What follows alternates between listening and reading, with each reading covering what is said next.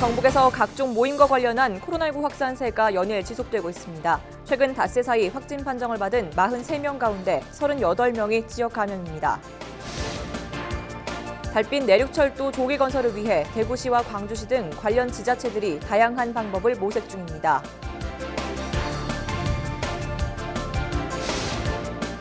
국토부가 최근 부동산 가격이 급등하고 있는 대구 수성구를 조정 대상 지역으로 지정했습니다.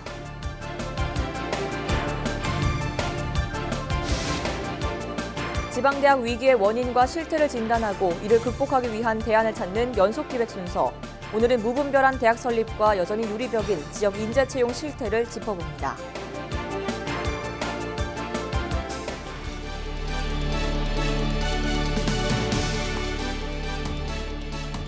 여러분 안녕하십니까? 헬로티비 뉴스 대구 경북입니다. 코로나19 국내 신규 확진자 수가 300명에 육박하면서 위기감이 커지고 있는데요. 경북에서는 가족 모임과 관련한 코로나19 확산세가 연일 지속되고 있습니다. 당분간 가족, 지인 모임이나 예식장, 장례식장 참석 등은 자제하는 것이 좋겠습니다. 이하영 기자입니다. 천안과 청송, 청도에 사는 세 자매의 가족 여행으로 시작된 경북도 내 연쇄 감염 누적 확진자는 19일 기준 27명으로 늘었습니다. 경산에서는 하루 새 8명이 늘었습니다. 모두 청도 지역 농원에서 근무했던 경산 확진자의 지인과 가족들입니다. 청도에 촉발돼가지고 그 감염하신 분이 이제 또 다른데 지인으로 통해가지고 감염을 또 시키고 그다음에 그 가족이 또 감염되고 있는 그런 양상이기 때문에 청도 농장이 일단 출발이거든요. 보시면 됩니다. 문경에서는 김장에 참여한 가족 2명이 확진 판정을 받았고 영덕에서는 장례식장에 참석한 9명이 확진 판정을 받았습니다. 안동에서는 지난 4월 이후 7개월 만에 확진자가 발생했습니다. 성남의 친척집을 방문한 일가족 4명이 코로나19에 감염됐습니다. 확진자 4명 중 10대 2명이 확진되어 학교 내 전파가 우려되었으나 이들 2명의 학생들은 학교에 다니지 않고 집에서 자가 학습을 해왔던 것으로 파악되었으며 우려했던 밀접 접촉자 12명은 모두 검사 결과 음성으로 판정받았고 학생들이 다니던 학교도 정상 등교 조치하고 있음을 말씀드립니다. 코로나19가 가족, 지인 모임 등을 통해 급속도로 번지면서 대규모 확산으로 이어질 가능성이 어느 때보다 높아지고 있습니다. 헬로티비 뉴스 이하영입니다. 대구에서 광주를 잇는 달빛 내륙철도 조기 건설을 위해 대구와 광주 등 관련 지자체들이 힘을 합쳐 움직이고 있습니다. 내년에 확정되는 정부의 제4차 국가철도망 구축 계획에 달빛 내륙철도가 들어갈 수 있도록 다양한 방법을 함께 모색하고 있습니다. 권미경 기자입니다. 18일 열린 달빛 내륙철도 조기 건설을 위한 국회 포럼.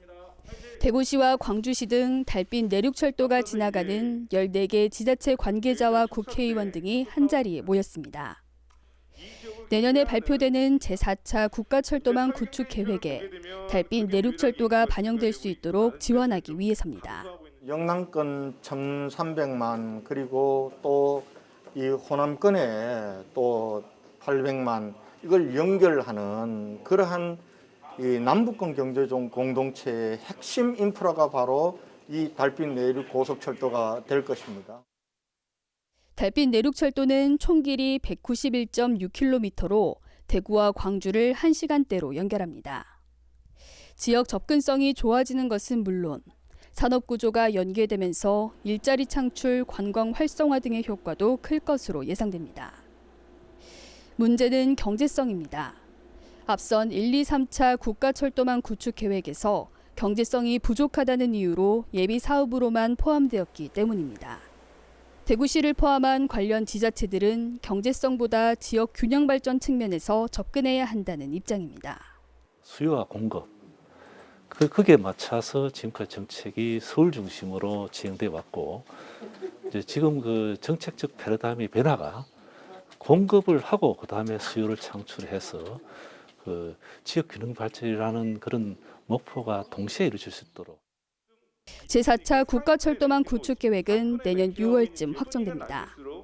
대구시는 앞으로 경유지 지자체들과 힘을 합쳐 달빛 내륙철도의 필요성과 중요성 등을 알릴 예정입니다. 헬로티비 뉴스 권미경입니다. 국토부가 대구 수성구 등 7개 지역을 조정 대상 지역으로 지정했습니다. 수성구는 지난 2017년 투기 과열지구로 지정됐지만 조정 대상 지역은 아니어서 그동안 다주택자 양도세 중과 등 세제 규제가 적용되지 않았습니다. 국토부는 최근 다주택자와 외지인의 매수 비중이 늘면서 부동산 가격이 급등해 수성구를 조정 대상 지역으로 지정했다고 밝혔습니다. 이로써 세제와 금융, 청약 규제가 강화될 전망입니다. 지난 5일 예천군의 육상체육센터 유치가 확정되면서 예천군과 대한육상연맹이 업무 협약을 맺었습니다. 앞으로 예천군은 훈련에 필요한 시설과 인력 등을 지원해 육상 전지 훈련과 전문 지도자 양성에 힘쓸 계획입니다. 육상교육훈련센터를 유치하게 돼서 무척 기쁩니다. 앞으로 좀 많은 시설적인 보완도 뒤따라야 되는데요. 교육을 위한 연수시설, 그다음에 다양한 사무실, 이러한 것들을 준비할 것이고. 군은 육상체육센터가 완공되면 해마다 16만여 명이 예천을 찾을 것으로 보고 300억여 원의 경제 파급 효과를 예상하고 있습니다. 한국토지주택공사 LH와 대구 수성구가 18일 고령자 복지주택 사업 관련 업무 협약을 맺었습니다. 고령자 복지주택은 만 65세 이상 저소득 어르신들이 편리하게 생활할 수 있도록 주택과 복지시설이 함께 운영되는 공공임대주택을 의미합니다. 협약에 따라 LH는 고령자 영구 임대주택 건설 운영과 복지시설 건설을 담당하고 수성구는 복지시설 내부 인테리어 공사와 복지시설 운영 등을 담당할 예정입니다. 한편 수성구는 LH와 공동으로 이천동 연호 공공주택지구에 고령자 영구 임대주택 100호와 노인 복지시설이 함께 들어서는 고령자 복지주택을 내년부터 짓기 시작할 예정입니다.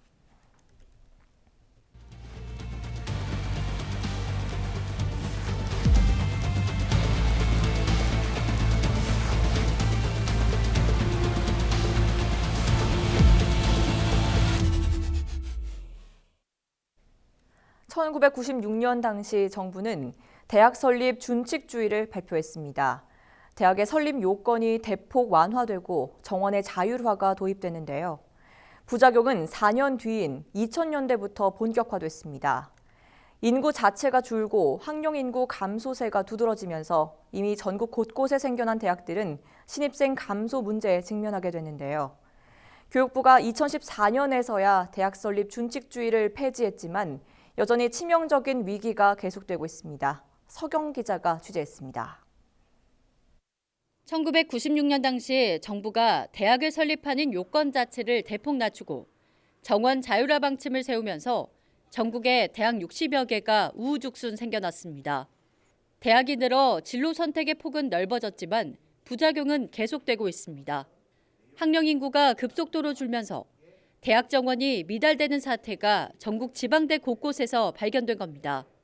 지난 2005년 이후 지방대학 14곳이 문을 닫은 상황입니다.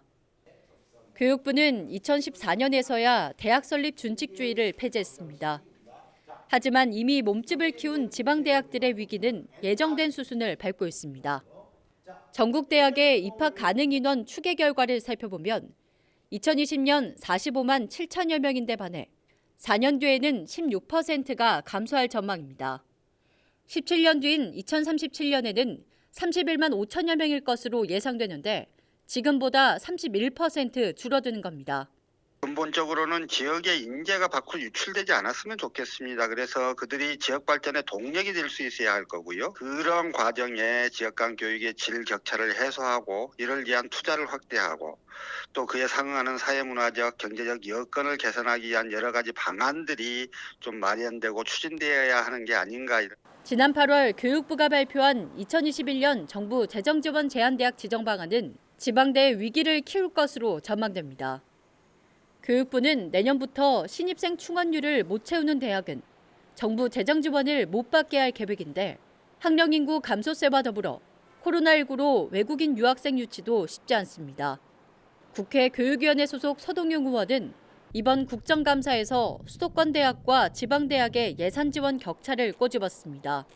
지난 2014년 지방대 육성법 제정 이후 교육부가 신설한 지역 선도대학 육성 사업이 유일한 지방대 지원 사업이었는데 여기에 투입된 예산도 수도권에 편중돼 있다는 겁니다. 이제는 교육부의 적극적인 지원과 대학, 지자체 차원의 플랫폼 구축이 현실적인 해법이라고 강조했습니다. 올해 교육부에서 지자체하고 대학이 서로 협력하는 지자체 대학 협력 기반 지역 혁신 사업을 신설을 해서 지자체와 대학과 지역 혁신 기관들의 플랫폼을 구축하고 지역별 여건에 맞는 혁신 모델들을 개발할 수 있는 길들을 열었거든요. 지역의 산업과 실정에 맞는 인재들을 선택 집중적으로 키워낼 수 있는 이러한 방안들을 마련해야 하고, 오는 2024년이면 신입생 정원의 70%를 못 채우는 대학이 절반에 달할 것이란 통계가 발표된 가운데 지방대는 출구 없는 위기에 직면해 있습니다. 헬로티비 뉴스 서경입니다. 네, 이 같은 지방대학의 위기는 양질의 일자리와도 맞물려 있습니다. 지역에 제대로 된 일자리가 없다 보니 더욱더 수도권 대학을 선호하게 되는 건데요. 공공기관에서조차 지역 인재들은 외면을 받고 있습니다. 계속해서 표영민 기자입니다. 대학교 2학년인 조민지 씨. 경남 진주 혁신도시 내 공공기관 취업을 준비하고 있습니다. 정부가 이전 공공기관에 지역 인재 채용을 의무화해 취업의 문은 넓어졌지만 부진한 채용률에 한숨이 나옵니다. 지금 공공기관에서 지역인재 채용률이 상대적으로 낮은데 아무래도 지역 학생들이 그 지역에 대한 이해도가 높고 그만큼 그 회사에 입사했을 때 더 열심히 일할 수 있으니까. 지난해 전국 10곳의 혁신도시 공공기관에서 혁신도시법에 따라 신규 채용한 인원은 5,886명. 이 중 1,527명이 지역 인재입니다.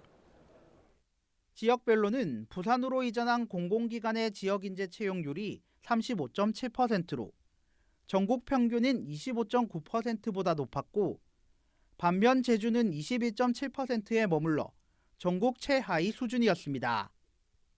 모두 정부 기준인 21%는 넘었지만 정부 공고안인 35%에는 크게 미치지 못했습니다.